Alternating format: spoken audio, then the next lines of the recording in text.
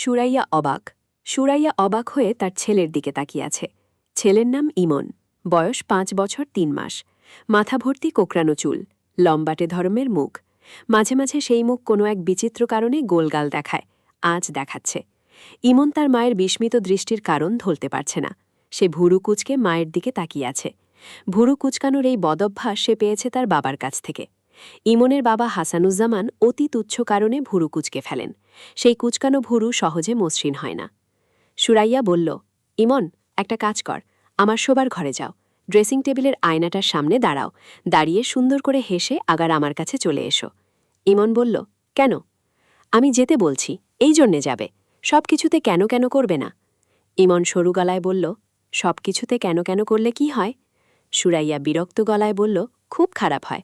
বড়রা কোনো কথা বললে কেন কেন না বলে সে কথা শুনতে হয়। তোমাকে আয়নার সামনে যেতে বলছি, তুমি যাও, আয়নার সামনে দাঁড়িয়ে খুব সুন্দর করে হাসবে, মনে থাকে যেন। হাসলে কি হবে? হাসলে খুব মজার একটা ব্যাপার হবে। ইমন আয়নার দিকে যাচ্ছে। খুব যে আগ্রহের সঙ্গে যাচ্ছে তা না। আয়নার সামনে দাঁড়িয়ে হাসলে মজার কিছু হবে বলে তার মনে হচ্ছে না। বড়রা যে প্রায়ই অর্থহীন কথা বলে, এই সত্য সে ধরতে শুরু করেছে। ইমন আয়নার সামনে গেল, ঠোঁট টিপে ভুরু কুচকে নিজের দিকে তাকিয়ে রইল। মা হাসতে বলেছেন, না হাসলে মজার কিছু ঘটবে না, কাজেই সে সামান্য হাসল। এত সামান্য যে ঠোঁট পর্যন্ত ফাঁক হল না। মজার কিছু ঘটল না, ঘটবে না তা সে জানত। বড়রা ছোটদের ভুলাবার জন্য মিথ্যা কথাও বলে। ইমন আয়নার সামনে থেকে সরে গেল, রওয়ানা হলো তার দাদির ঘরের দিকে। মিথ্যা কথা বলায় মার কাছে তার এখন আর যেতে ইচ্ছে করছে না। সে ঠিক করল মায়ের সামনে দিয়েই সে দাদির ঘরে যাবে, তবে মার দিকে ফেলে তাকাবে না। শুধু শুধু আয়নার সামনে দাঁড় করা নয়, মার উপর তার রাগ লাগছে। সুরাইয়া মিথ্যা কথা বলেনি। ইমন যদি আয়নার সামনে দাঁড়িয়ে হাসত, তাহলে সত্যি মজার একটা ব্যাপার ঘটত। ইমান দেখতে পেত তার সামনের পাটির একটা দাঁত পড়ে গেছে। সামান্য একটা দাঁত পড়ে যাবার জন্যে তার চেহারা গেছে পাল্টে, তাকে চেনা যাচ্ছে না। সুরাইয়া আগ্রহ নিয়ে বারান্দায় অপেক্ষা করছে। এই বুঝি ছেলের বিকট চিৎকার শোনা যাবে, মা, আমার দাঁত পড়ে গেছে, মা, আমার দাঁত পড়ে গেছে। সেরকম কিছুই হল না। ছেলেকে গম্ভীর ভঙ্গিতে বারান্দায় আসতে দেখা গেল। মার সামনে দিয়ে এসে যাচ্ছে, অথচ সে তার দিকে ফিরে তাকাচ্ছে না। সুরাইয়া ডাকল, এই বেটা, এই। ইমন মায়ের ডাক সম্পূর্ণ অগ্রাহ্য করে ঢুকে গেল দাদির ঘরে।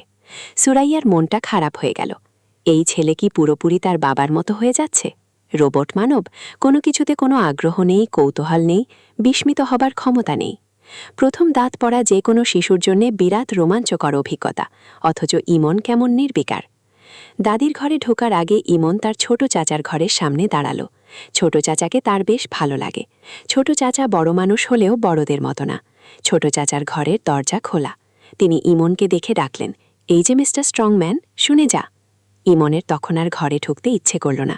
সে রওনা হলো দাদির ঘরের দিকে। ইমনের ছোট চাচা ফিরোজ ঘর থেকে বের হল। সুরাইয়ার কাছে গিয়ে হাই তুলতে তুলতে বলল, ভাবি, একটু চা খাওয়াও তো। ফিরোজের বেশ কয়েকদিন ধরে জ্বর চলছে, তার চোখ লাল। শেভ করছে না বলে খোঁচা খোঁচা দাড়িতে তাকে ভয়ঙ্কর লাগছে। অসুখ বিসুখ তাকে খুব কাবু করে। এই কদিনের জ্বরে সে শুকিয়ে চিমসা হয়ে গেছে। সুরাইয়া বলল, তোমার জ্বরের অবস্থা কি? জ্বরের অবস্থা জানি না ভাবি, আমার জল বসন্ত হয়েছে বলে মনে হচ্ছে। শরীরে গোটা গোটা কি যেন উঠেছে। বল কি, চিকেন পক্স হয়েছে? ফিরোজ হাসি মুখে বলল, হয়েছে, এবং আমি অত্যন্ত গুরুত্বপূর্ণ একটা সিদ্ধান্ত নিয়েছি, সেটাও জল বসন্তের মতোই ভয়াবহ। আমি এমএ পরীক্ষা দিচ্ছি না ভাবি। ড্রপ দিচ্ছ? ড্রপ না, পড়াশোনার পাঠ শেষ করে দিলাম। এমএ পাশ বেকার শুনতে খুব খারাপ লাগে, বিএ পাশ বেকার শুনতে তত খারাপ লাগে না। শখানিক টাকা দিতে পারবে ভাবি? দিতে পারলে দাও। অসুখ নিয়ে কোথায় বের হবে? ফিরোজ গম্ভীর মুখে বলল, সব বন্ধুবান্ধবের বাসায় যাব, এমএ পরীক্ষা যে দিচ্ছি না এই খবরটা দেব, এবং জল বসন্তের জীবাণু ডিস্ট্রিবিউট করে আসিব। ওরা বুঝবে কত ধানে কত চাল। ভাবি শোন, চা যে আনবে শুধু liquor, no milk no sugar. আচ্ছা থাক, চা লাগবে না। লাগবে না কেন? চা খাবো ভেবেই কেমন বমি বমি লাগছে।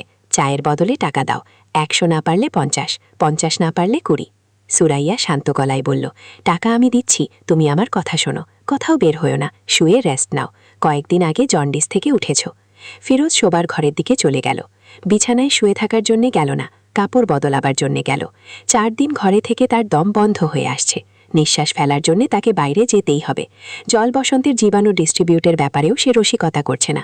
সে আসলেই ঠিক করে রেখেছে সব বন্ধুবান্ধবের সঙ্গে দেখা করবে, যতদূর সম্ভব ঘষাঘষি করে আসবে। আকলিমা বেগমের ঘর থেকে তার এবং ইমনের হাসির শব্দ আসছে। ইমন হাসতে হাসতে প্রায় ভেঙে পড়ে যাচ্ছে, হেঁচকির মতো উঠছে। সুরাইয়া ভুরু কুঁচকে ফেলল। তার কোনো কথায় তো ছেলে এমন করে হাসে না। শাশুড়ির ঘরে এমন কি ঘটল যে হাসতে হাসতে ছেলের হেঁচকি উঠে গেল? বাচ্চারা বাচ্চাদের সঙ্গ পছন্দ করবে, ৭০ বছরের একজন বৃদ্ধার সঙ্গ তার এত পছন্দ হবে কেন? সুরাইয়ার সবচেয়ে যেখানে আপত্তি তা হচ্ছে ছেলে তার দাদির সঙ্গে থেকে থেকে গ্রাম্য কথা শিখে যাচ্ছে। আকলিমা বেগম বিশুদ্ধ নেত্রকোনার ভাষায় কথা বলেন, বিছুন আইনা বাওদে, অর্থাৎ পাখা এনে বাতাস কর জাতীয় অদ্ভুত ভাষা। শিশুরা অদ্ভুত ভাষাটাই সহজে গ্রহণ করে। ইমন এর মধ্যেই তার দাদির কাছ থেকে বিকট বিকট কিছু শব্দ শিখেছে। খুব স্বাভাবিকভাবে সে শব্দগুলি বলে, আর সুরাইয়া আতঙ্কে অস্থির হয়। এই তো কয়েকদিন আগে ইমন খুব স্বাভাবিকভাবে বলল, ব্যথা করছে। সুরাইয়া বলল, কোথায় ব্যথা করে, পেটে? ইমন বলল, না, পেটে না। তাহলে কোথায়? ইমন ভুরু কুঁচকে বলল, পুন্দে ব্যথা। সুরাইয়া হতভম্ব, পুন্দে ব্যথা মানে?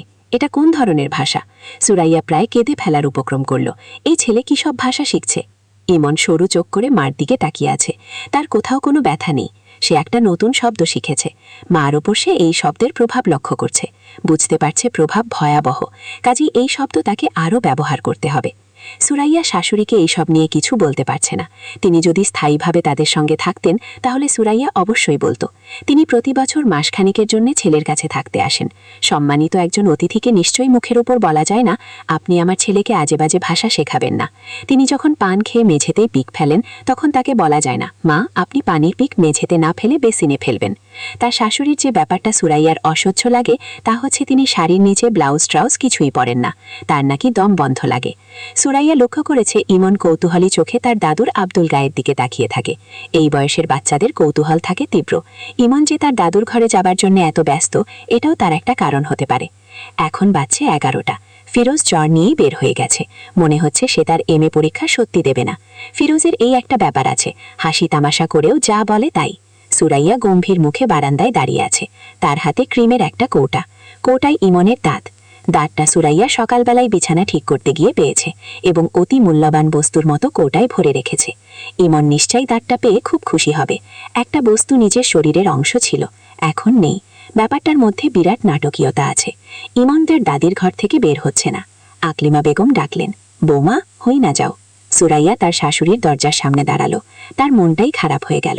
কি বিশ্রী ব্যাপার! আকলিমা বেগমের শরীরের উপরের অংশে আজ কোনো কাপড় নেই। শাড়ির উপরের অংশটা তিনি কোমরে প্যাচ দিয়ে পড়ে আছেন। আকলিমা বেগম হাসি মুখে বললেন, কারবার দেখছো? ইমাইনা দাঁত পড়ছে। সুরাইয়ার গা কাটা দিয়ে উঠল। ইমাইন্না? ইমাইন্না আবার কি? তার ইমন কি কাজের ছেলে যে তাকে ইমাইন্না ডাকতে হবে? বান্দরটারে কি সুন্দর লাগিতাছে দেখ। বান্দর আবার ফোকলা দিতে হাসে। ও বান্দর, তুই হাসোস কেন? ইমাইন্না বান্দর হাসে, ভ্যাক ভ্যাকাইয়া হাসে। ইমন কি হাসবে? আকলিমা বেগম হেসে হেসে কুটি কুটি হচ্ছেন। তিনি পা লম্বা করে মেঝেতে হেলাম দিয়ে বসেছেন। ইমন বসে আছে তার ছড়ানো পায়ের ওপর। তিনি মাঝে মাঝে পা নাড়ছেন। ইমনের আনন্দ তাতেই উতলে উঠছে।